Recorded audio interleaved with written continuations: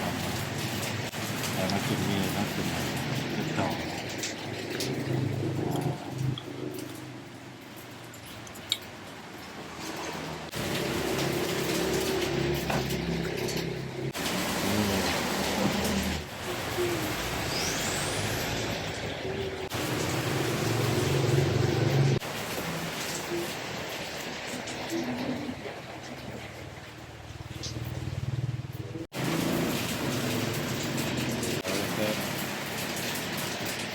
เกี่ยว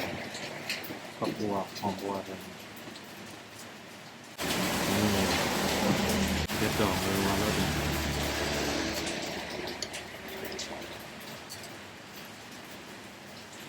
เป็นไง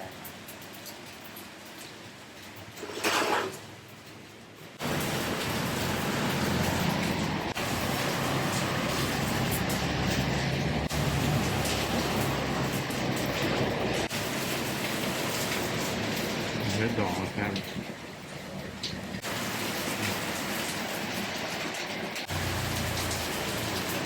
ซีนขาลายนะซีนเปื่อย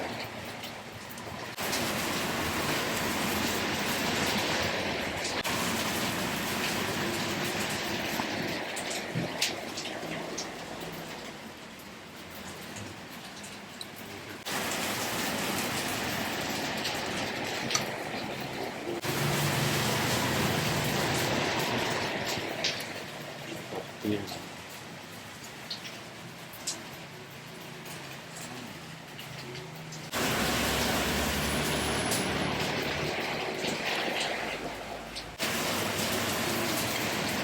เต็มเผ็ดดอก